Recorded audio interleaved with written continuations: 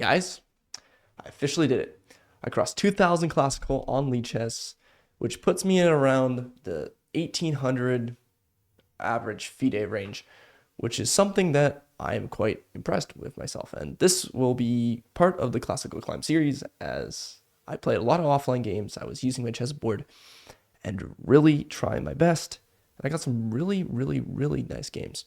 So I'm going to show you what I have. So I'm going to show you 3 games. They range from like 25 plus 5 to 60-30 to 30-30. It's crazy stuff. But let's get started with this one. We start off with Rusty Shackford. He is 1923 at the time. And I was 1960, and I was like, you know what? I haven't played classical in a while. Why not give it a shot and see how we play? So he plays e4, which is the first move in the position. I like to play the Caro-Kann. And we get this modern variation where we take, and I bring up my knight. And if they take, I most likely will play Bronstein Larsen. Maybe if I'm feeling safe, I'll play a Tartakower, but like I said, he doesn't do any of that and goes back. And this seems to be a very popular move on Lichess. In fact, a lot of people on chess.com like to take, but a lot of people on Lichess actually like to go back, play these knights out, and play h4.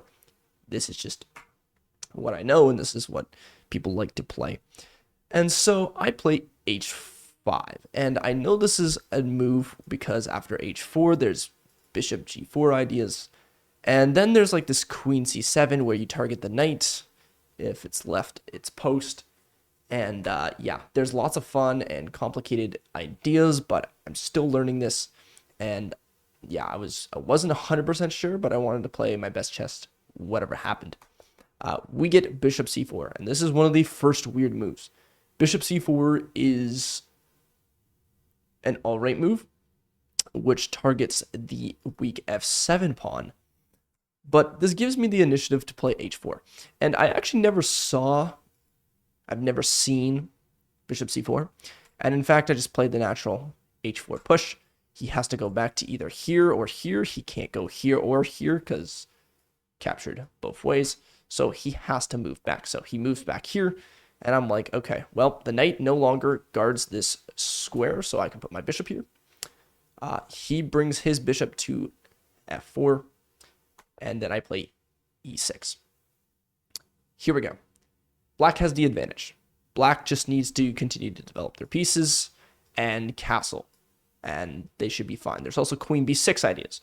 But then again, I don't want to go queen b6 right away because I already know that, you know, the rook can go here or it can go here, and yeah, that idea is out the window. Yes, I'm targeting this pawn, but I'm going to need more attackers. So we get h3. And h3 is the simple idea of going here. This kind of doesn't work because I can en passant, but after more figuring it out, I just was like, okay, well, I'm going to develop my piece, spend a little to no time, play bishop to d6, and then we get knight to f3. Now here's where the fun goes. The computer suggests, as with the orange arrow, knight to e4, or bishop to e4. And bishop to e4 is basically to say, hey, I'm going to take, and I'm going to ruin your pawn structure, and give you a fight. And after usually this, you might get something like knight here, and that opens up ideas. So after takes, white is in fine position, and yeah, black now has to deal with this. And yeah, actually, sorry, what do I mean by that? After bishop here, none of that happens actually, and you can just simply play this. I thought this was fine, but I forgot the pawn was there. So yeah, this is a completely fine move. Now takes, and this is fine for white. So instead, I was like, okay, let's put some pressure on this bishop. This bishop only has one defender, and in the near future, I can always target these knights later with some pressure with the bishop. Queen c7. Not the best move, but I like this because I'm putting as much pressure, and I'm fine with that trade. He doesn't trade. Instead, he goes queen to d2, and preparing either long castles or castles, he's giving himself options, and that is totally fine. I play knight to e4 now. And knight to e4, I'm attacking the queen, and basically saying, hey, if you go off of this diagonal, I can capture your bishop and be up a piece. So he goes queen here. And now this is where I think a little more. I really don't have anything to attack. I was thinking maybe b5, but b5 comes with just simply, a weak c6 pawn, and you kind of want to just develop slowly with the Caro-Kann. So I just play knight to d7, completely normal and fine, and we get bishop back to d3. And now there's lots of targets on this knight. He's threatening to take the knight, and so I had to figure out an idea. Well, why did I bring my knight to d7? Well, to transpose it to the other side. And now this is defended twice, and now he can't take back. But this is slightly better for white, according to the computer. Not really. It's pretty much even after takes. And then something like c4, which can happen in the future. And white has the initiative right off the hop. There may be like queen b4 for check ideas and stuff, but usually white will be in fine position after this. Like you got like queen here, maybe queen takes back, but then again there's like castles, and white is completely fine. But this is where I play, he plays a silly move, which I actually didn't think about this until later, and I actually spent a lot of time on this move, knight to g5. Why is this bad? Well, after takes, the queen is cut off from the other knight, and this is a free piece. You may say, oh, well, he can take here. Well, sure, you have that. But then again, like, after here, I think there were just different ideas. So after bishop takes, there is, after here, you just take, and you can take here, but yeah, there's queen check. Yeah, this is the idea I was looking for. Sorry, I was just needing to be reminded of the tactical idea. But yeah, that is why that is bad. And instead, he takes here. And I make the mistake of going knight to d5. Because I'm thinking, oh, I'm double attacking the bishop and the piece there, and I'm going to capture later. But after takes, I have to take back with the knight. If I take with the queen, I technically lose a piece. After this, and this, and after all the dust settles, then he's up a piece. So I had to take back with the knight. He goes back, and I was completely fine with takes, because then I was going to either castle long and start a fight on the king side, or castle short and try and consolidate my position. I get takes, and I bring out my knight to f5. Notice how we both haven't castled, because we're like playing Russian roulette. It's like we're waiting for someone to shoot themselves in the foot before the other person does with castling. Because if he castles one way, then we can either copycat or we can go the other way. So it's just a matter of time before we wait. So he calls the bluff. He says, okay, I'm castling short because your pawn isn't really attacking. Your knights are in the middle, but they aren't really too much of a threat. They're not like bishops. And I think I'm fine. But the reason why I'm better is because after castles, I just have two knights, and his knight is stranded here. And yes, he could go back, but I just have the initiative. I have rook here, c5. And white is having to deal with these double pawns. So there's that too. Then back to f3. Rook to c8. Queen here. Attacking this pawn. And that's where I play queen to e7. Because I know I'm literally going to be in a better position, knowing that these double pawns aren't going anywhere. And just making sure that I can trade everything and gobble up these pawns in the later future. In this position, actually, it was really funny. He actually played queen takes h4, which completely splinters the queen. But I gave him a take back, and he played the other move, queen h5. So that was funny. Thought I'd mention that. I'm still better. I play c5. He goes here. Well, this is nice. I'll take. And then I'll go knight to f4. And knight to f4 basically threatens this. And yeah, you can take and do all that shenanigans.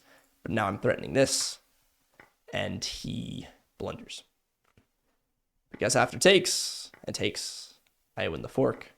I win his rook. And I'm just up a rook. He plays here, trying to win this pawn back. I don't really care. And I take the pawn here. And then he tries to threaten with mate, which looks scary, but isn't. Because it's actually unavoidable to win this game. And in fact, I play the very nice move. Knight takes. He has to go here, queen here. And it's actually mate after here and yes, this. There's no moves for white to do. And even though he has checkmate, I have checkmate first. So that was the first classical game. It was actually very nice. It did go on for quite a little bit of time. I ended with 13:46. He ended with 14 minutes. So yeah, I think I used my time decently, but I was a little bit quick and I wanted to use my time better. So that's where the other game comes in. And this is against Eva. And Eva actually is insanely consistent classical player. I think she had over how many games? 2,700 classical games. That's a lot of classical games. And in fact, I was like, okay, so this person must be pretty good. So I decided to go a little bit offbeat. And I play b4.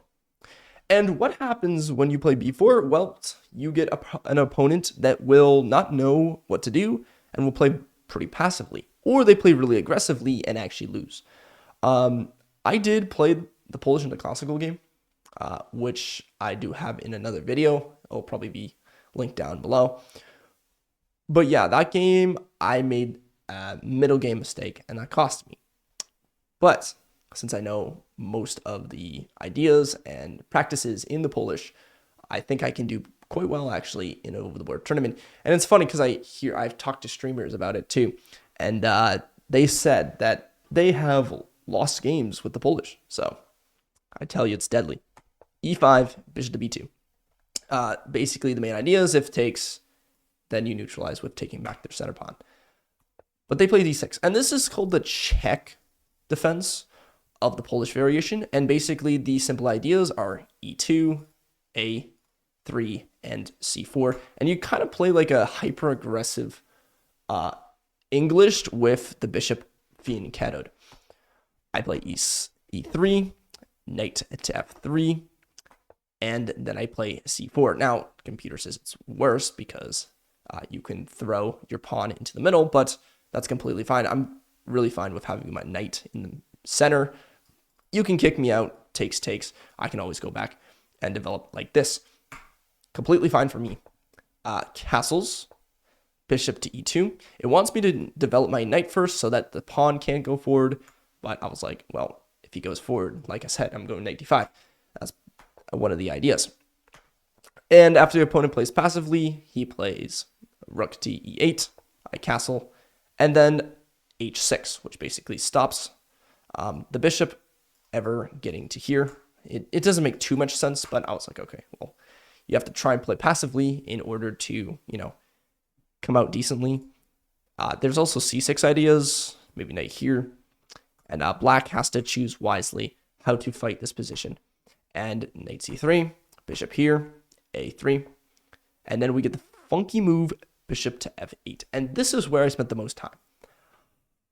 I had no clue what to do after bishop f8. I said, this move looks crazy. I understand it's defending this weak g7 pawn, but, I mean, this bishop has nowhere to go. And because it's blocked in by its dark squares, I guess this is the only move. And so I had to think for a bit. I had to think of maybe like h3, maybe knight h4, rook c1, rook after e1, maybe b5, but I was like, oh, I don't really want to extend. So I just played principally, I went rook c1, which is a fine move. And then we get a5. And this is where the principles of the Polish come in. In the Polish, if this pawn or this pawn ever attacks this b pawn, the rule of thumb is to push and then clamp in. Usually sometimes people go here, and this is kind of a mistake because knight takes and queen takes. But yeah, there are lots of things that black has to be careful with, because if they extend too far, white kind of gets a dominant position, and that's what happens. There was c5, and I was like, okay, well, you kind of weakened your d pawn now, and in fact, I was thinking, okay, well, what's a good move? Well, I thought d5.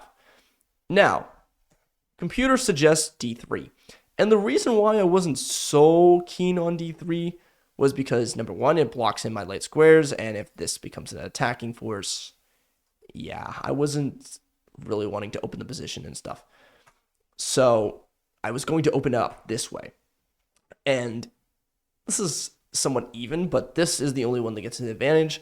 Maybe there's like e4, but I really don't see a huge advantage after d3, personally, taking a longer look at it. But I went d4, takes, and then b6. And so now computer says, yeah, take here, trade, and yeah, enjoy your dominant center opening, and everything's going to be all right. But for me, I said, let's go bishop here. Let's get rid of the bishop. I don't want it there. Takes. And then we got knight to d7, b to d7. Now this is where the fun begins. This rook file is not contended anymore after rook f to e1. And in fact, to have black keep the state of the game of where it's at, with it being somewhat even, the rook has to take. It's a must. You kind of have to give up the file, because then you can come out with moves like queen here and rook to e1 and try and fight for it back. But that doesn't happen, and we get a weird move that actually kind of reminded me of another game. Actually, it was the Polish. In fact, in the Polish, I had basically, in the tournament I'm talking about, in the tournament of playing the Polish, I played h3 and then knight h2, trying to play here. But it's funny because I had deja vu, and my opponent played knight to h7, which not just weakens the knight, it stops it from controlling major squares. Now my knights come in. After takes, okay, it doesn't like this, but it's completely winning still. Rook takes, knight here. Now the knight controls the file that one of these knights could have been, and now he has to stop mate, or like, not mate, a fork. And this becomes the problem. I go rook to e1, queen to d8. Computer suggested all the way, just so that, the knights are becoming real nuisances. And then knight to e5. And this is like the perfect Polish position. Bringing your knights, you have a strong dark squared bishop, you have a rook lying down the middle, and you can always have mating ideas with your queen. Very fun, very great. And notice how every single piece is on the 8th and 7th rank. I mean, the opponent wasn't prepared. And in this position, he takes, bishop here. This is a horrible tactical mistake, because after bishop takes and queen takes, knight to e7, and you win the queen. What can I say? Actually, the crazy move is the only move is this, and this is completely winning. My queen's going to come in and take these pawns, and I have 3 pawns ready to go as well. But yeah, you're not going to win with a rook and a knight to a rook and a queen. So I'm a queen for a knight. Very nice game. And my opponent resigned after knight e7 check. So that was the other game. And I was one more game away. And I play Dogwood Fish. I think I had another game, but I'm not sure where it went. I'll probably go look at it. But this was the game I played today. And let me tell you something. This game was awesome. Like, awesome. Because, I kind of strayed away from playing the Vienna. I started playing, like, Bishop's Opening. I started playing, like, Danish Gambit. I started playing Italian a little bit because I am an e4 player, but I also like to spice things up. I've also been playing c4. I've also been playing d4. I mean, yeah, I haven't had too much luck with e4, but my opponent played e5, and instead of playing the Sicilian, I was happy with him playing e5 because then I can play my Vienna.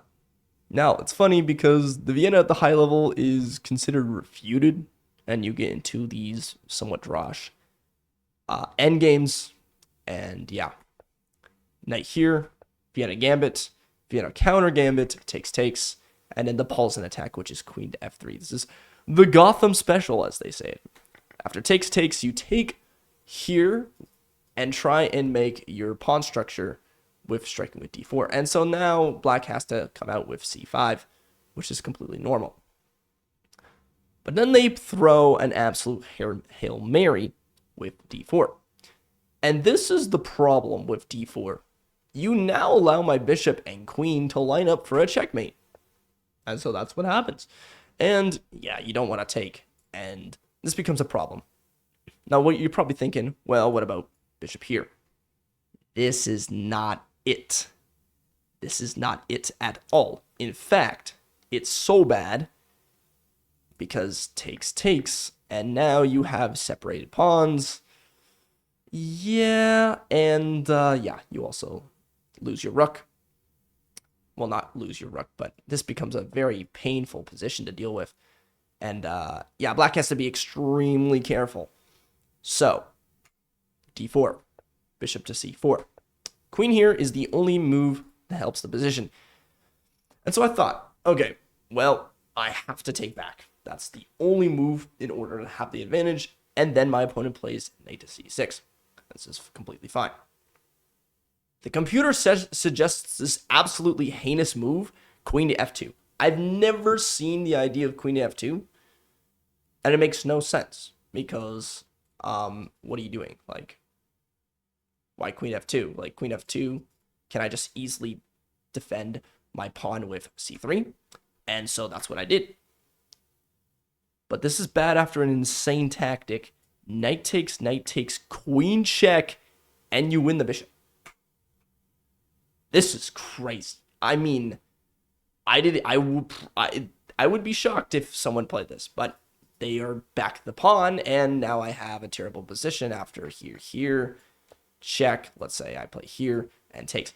And now I can go here, but he's going to start developing his pieces, right? Like, okay, not here, but like, let's say he just goes bishop here and there. My king's more exposed, yet I have a great center. It's debatable. So, I go c3.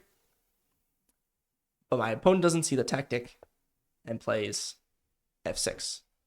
Targeting this pawn once, not twice, but 3 times. And that's where I play a move I've seen before. And it's part of the thematic idea of this Paulsen attack. And that is knight to e2, the quiet move. Yes, you allow your opponent to take, but you castle. And look at this.